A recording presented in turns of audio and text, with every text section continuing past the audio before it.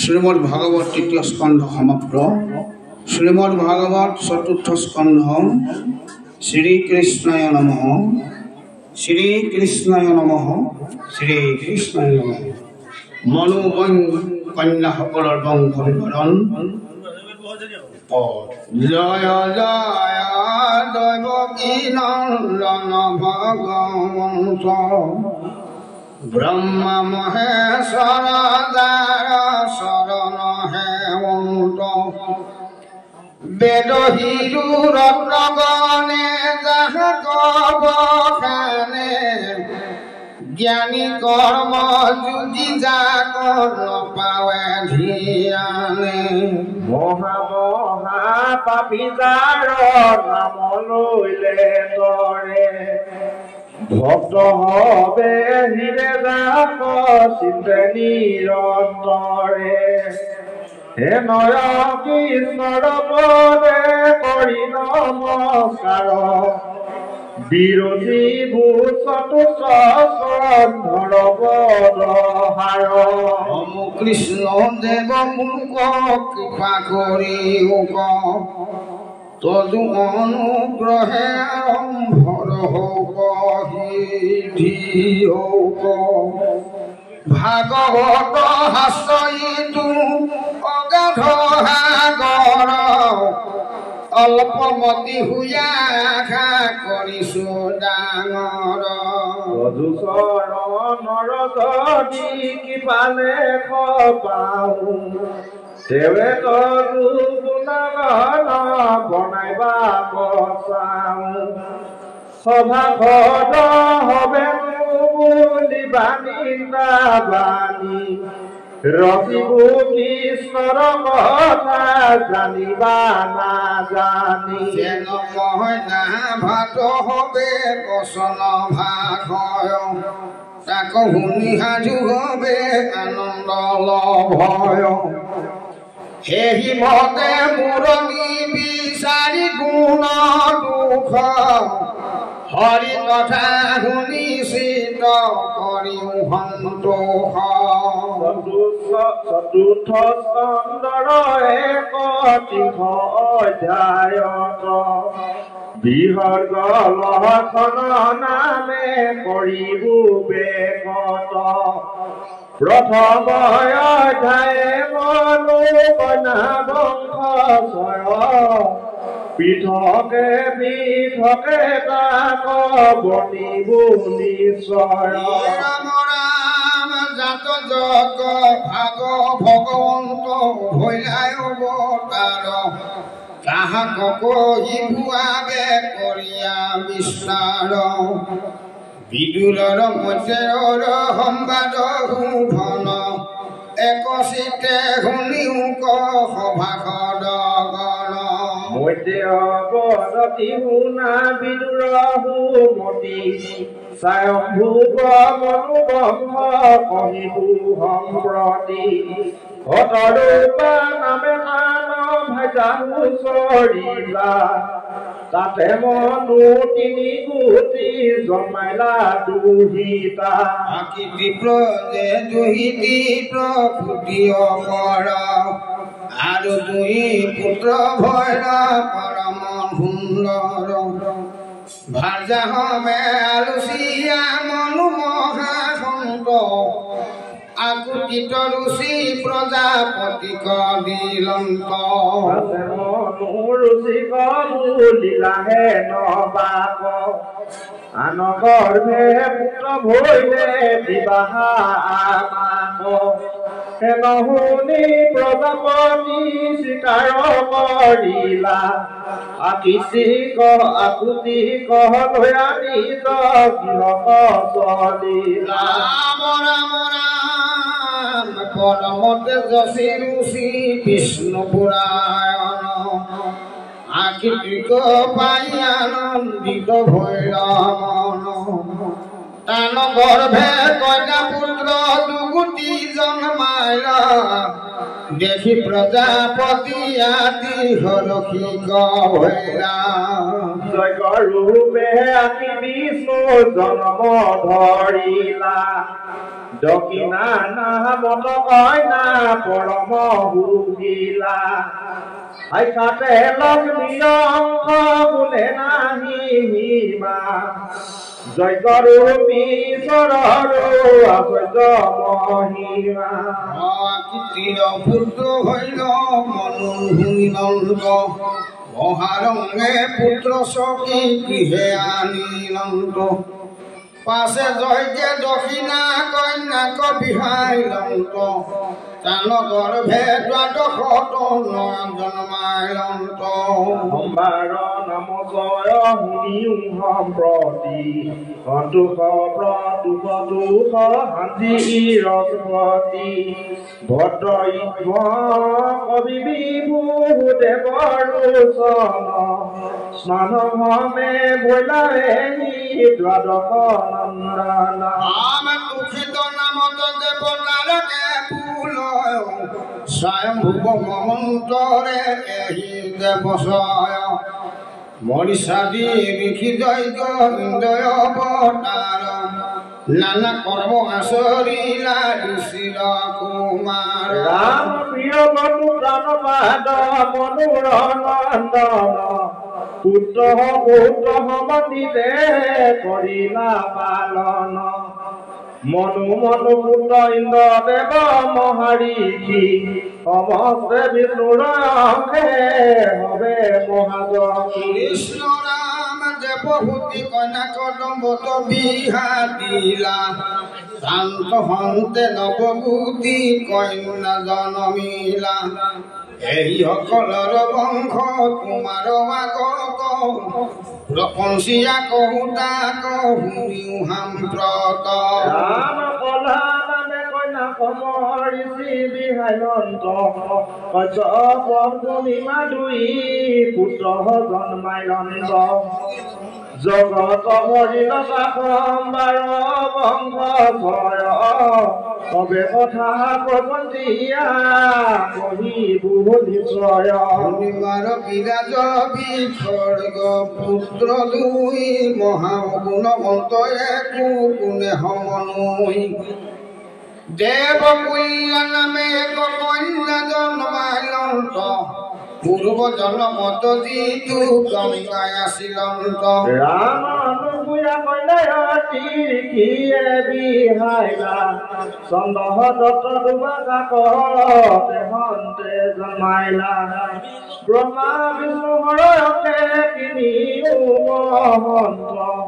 পৰমতে যশী হবে মহাজভৱন্ত ভাগৱত শ্ৰী ভাগৱত সদায় কৃষ্ণৰ নাম লেলিবা মুখত কৃষ্ণ কৃষ্ণ ৰাম জিত হুমৰে সততে তাৰ হাৰ কাকতৰ আছে জগতে থানবাকে মূৰ্তি পদ কোন বস্তু হয় সংসাৰ জলধি দুখে নিৰন্তৰ নিষ্ঠৰ পৰম ঈশ্বৰ তাংগু বৈশ্য কৰে কৃষ্ণৰ কৃপায়ে মা পাত্ৰ হুৱে যি তোলৰে এতেকে কলত ধৰ্মে তেজিয়া বিশ্বাস নিৰন্তৰে কৃষ্ণ নাম কৰিব অভ্যাস কলিযুগে ধৰ্মে গতি গায় সকলো শাস্ত্ৰৰ শেষ ঘূৰি হয় অভিপ্ৰায় নিচা তকি কৰা বসি কৰিয়া জাল নিকট চাপিলা আহি আৱৰি কাল নাহিকে নিয়ম কোনো দিনানি বেধৰি জানিয়া হবনে বোলে মুখে হৰি হৰি হৰি ৰাম ৰাম ৰাম বিদুৰ বদতি কহিও সম্প্ৰতি গুৰু কুখাৰুৰ হুত অতিৰগী হত তিনি দেৱ জাত ইটো কথা অদ্ভুত সৃষ্টি স্থিতি লয় কৰ্ম কৰয় তাৰা দেৱ তাৰু দেৱ কোনে জাত ভৈলা শিকাম কৰিলা কৈ পাৱে কৰো হেও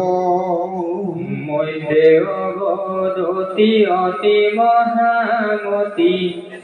ব্ৰহ্মবিদ্যা পাৰগত সৃষ্টি কৰি বাক ব্ৰহ্মায়ে তাহাংক আদেখিলা বিকাৰত পিতৃৰৱা দেখো পায়া মহাযশ কৰিলত নমস্কাৰ অনুসয়া হৰ্মে মহামনোৰমে জৰিক্ষগিৰি পয়োহাৰ কুলাচল পৰম নিৰ্মল তপস্বিতা পাৰ নিৰ্বিঘ্ন নদীৰ পতন ৰুচিৰ ঘৰ্ঘৰিত ধ্বনি তাৰ মনোৰম কাননয়োতম ফুলকৰ ফুলি আছে চম্পকত গৰ শুকয় পাৰ নিবিন্ধ্যাৰ কাছে কাছে আশ্ৰম বিয়া নদী জান্ত বয়া পৰম প্ৰবিত জল এই স্থানে গয়া তপ আচৰিলা ভাজ্যা হমে কৌতূহল প্ৰণায়মে মন কৰি সংগ্ৰহ মন কৰি সহন এক পদে শ্ৰী তথাপি পৃথিৱীত কৰিয়া বায়ু ভোজন উষ্ণ যত জিনিয়া হত চিন্তি বেলা গিলা মনে ইটো জগতৰ যিজন ঈশ্বৰ অখিলো তান্ত হৰণে ৰাম তোমাৰ সমান মাগু পুত্ৰ নান চৰণে কৰি প্ৰণাম মোহৰ গৃহত জন্মিও বেকত পুৰা মোৰ মন কাম এই মনে জপ কৰি মহাতপ আশা দেৱে মুনিবৰ মহাতপে জুই মাথে বাজ হৈ জ্বলি গৈলা ঘৰতৰ তাহাৰ তাপত তিনিও জগত ভৈলা মহাভয়ভীত দেখি ব্ৰহ্মা হৰ হৰি তিনি দেৱ চলিলা তান সন্মিত সিদ্ধ বিদ্যাধৰ মুনি নিৰন্তৰ অপেশ্বৰা নাগ গণ লগতে চলিলা তিনি দেৱতাৰ যশস্যা কৰি কীৰ্তন মহোৎসৱে গয়া চমক পায়া হবে এক স্থান ভৈলা প্ৰাণ তব যুগ মহিমাক দেখি বিস্ময়ে চাহিয়া ৰহিলা এক পাৱে তপ কৰিয়া সন্ত মিলিলা পাছে নয়ন ব্ৰহ্মা বিষ্ণু হৰ তিনি দেৱ বৰ আগে ভৈলা দৰিখন আঠে বেঠে মুনি দণ্ডৱতে পৰি উঠিয়া পাছ কথায় পাদ্য ধনিয়া অঞ্জলি কৰিয়া তিনি কোৱা সন্ত চাই কৰ্ণে শংকৰ বাহনে আসন্ত তিনিও বহি আপোনাৰ সিংহে জলে ভিনে ভিনে তিনি দেৱ মহাযশী অখিত বদনে চাহিয়া সন্ত প্ৰসন্ন ভাৱ দেখাই কাকম্বাৰ জ্যোতি নিৰ্মিলন্ত মৃত আখি কৃতাঞ্জলি হুয়া চাই সম্বাদ চিত প্ৰৱেশ কৰায় অতি মহামুনিবৰ মধুৰ বচনে শ্ৰুতি আৰম্ভিলা শুনিবাক মনোহৰ ৰাম হতৰ তব মায়াৰ গুণগ আশ্ৰয় কৰিয়াই আহি জগতৰ সৃষ্টি স্থিতি লয় তনু কধৰা প্ৰকাশী কল্পে কল্পে যিটো সৃষ্টিত প্ৰৱৰ্তা ব্ৰহ্মা বিষ্ণু মহেশ্বৰ তোমাৰ পাৱে প্ৰণাম কৰো তুমি হব দেৱবৰ দেৱৰ প্ৰধান যিটো একজন চিন্তিলো মই মনত পুত্ৰ কাম মনে কৰো আৰাধন তিনিও হৈলা বেকত মনৰ দুৰ্যয় যত দেৱ স্বয়ং তনুধাৰী সমস্তৰ মুহূৰ্ত প্ৰসন্ন হৈলা কি কাৰণ বিস্ময় মোৰ মনৰ এই পদে স্তুতি বুলি বচন পাৰ্থিয় দেৱে আচন্ত সংশয় গোসায়া দিলা ঈশ্বৰ তিনি প্ৰভু ভগৱন্ত শুনা সৰ্বজন কথা ৰংগন কৰিও হৰি ভগতি ভগতি বিনাই দেৱক দূষিত নাহি কাৰো ভগতি শ্ৰৱণে কীৰ্তনে ভজে যিটো জনে ভগৱন্ত বসুদেৱ যিটো মহন্তৰ চৰণ তনিতে পৰি পৰি কৰো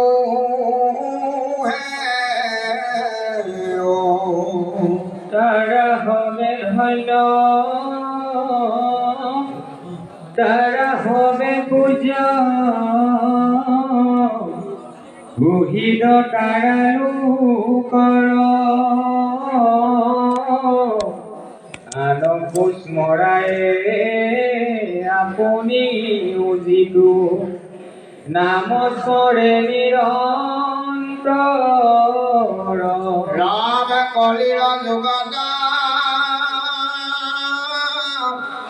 জানাই হে মাত্ৰ